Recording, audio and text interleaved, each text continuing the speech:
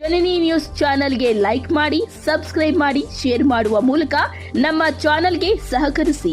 ಹೆಚ್ಚಿನ ಮಾಹಿತಿಗಾಗಿ ಸಂಪರ್ಕಿಸಿ ಹರಿಚಿನ್. ಏನಂದ್ರೆ ಇವತ್ತಿನ ದಿವಸ ನಮ್ಮ ಕ್ಯಾಸಮಳೆಯಲ್ಲಿ ಇವರು ಮೂಗರಿಬ್ರು, ಮಗಳು ತಂದೆ ಇಬ್ರು ಮೂಗರು.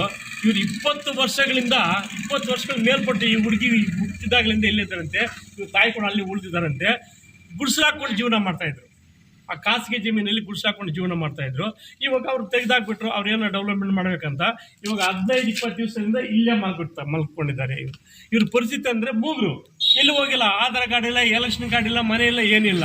ಆ ಗುಡಿಸಲಾಕೊಂಡೇ ಜೀವನ ಮಾಡ್ತಾಯಿದ್ದಕ್ಕೋಸ್ಕರ ನಾವು ಮಾನ್ಯ PDO ಮೇಡಮ್ನವ್ರಿಗೆ ಅರ್ಜಿ ಕೊಟ್ಟಿದ್ದೀವಿ. ಏನಂದರೆ ಈ ಥರ ಇದೇ ಪ್ರಾಬ್ಲಮ್ಮು, ಇವ್ರಿಗೆ ಒಂದು ಅನುಕೂಲ ಮಾಡಿಕೊಡಿ ಅಂತ ಕೊಟ್ಟರೆ ಆಯಮ್ಮನ PDOನವರು ನಮ್ಮ PDOನವ್ರಿಗೂ ಕೊಟ್ಟಿದ್ದೀವಿ, ನಮ್ಮ EO ಸಾಹೇಬ್ರಿಗೂ ಕೊಟ್ಟಿದ್ದೀವಿ, ನಮ್ಮ ತಹಸೀಲ್ದಾರ್ಗೂ ಕೊಟ್ಟಿದ್ದೀವಿ, ನಮ್ಮ MLA ಕೊಟ್ಟಿದ್ದೀವಿ, ನನಗೆ ಸಮಾಜ ಕಲ್ಯಾಣ ಇಲಾಖೆಗೂ ಒಂದು ಕೊಟ್ಟು ಬಂದಿದ್ದೀವಿ.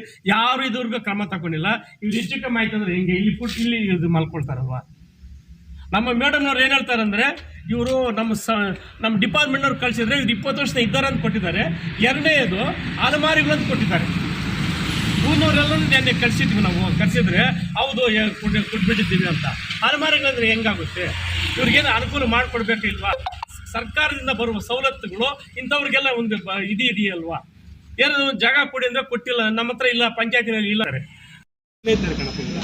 ಇಬ್ರು ಒಂದೇ ಥರ ಅಪ್ಪ ಸೈಡ್ ಕೊಟ್ಟರೆ ನಾವು ಮನೆ ಉಳಿಸ್ಬೇಕು. ಯಾರಾದ್ರೂ ಕಟ್ಕೊಂಡು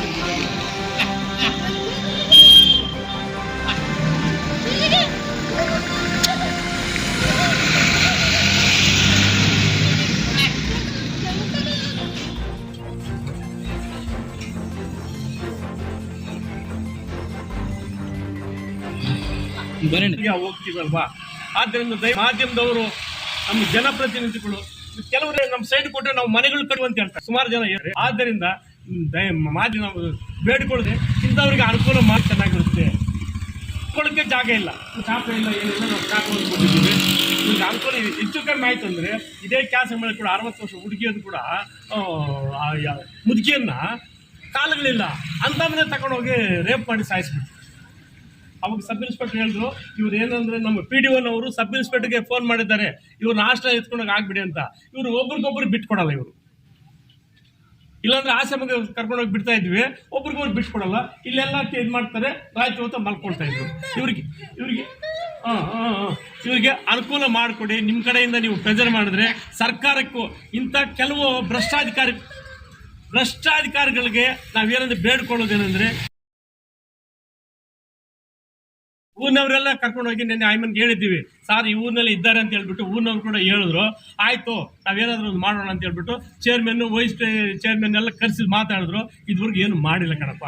ಆದ್ದರಿಂದ ದಯವಿಟ್ಟು ಮಾಧ್ಯಮದಲ್ಲಿ ಬೇಡ್ಕೊಳ್ಳೋದೇನೆಂದರೆ ಇಂಥವ್ರಿಗೆ ಅನುಕೂಲ ಮಾಡಿಕೊಟ್ಟು ಚೆನ್ನಾಗಿರುತ್ತೆ ಅಂತ ನನ್ನ ಅಭಿಪ್ರಾಯ.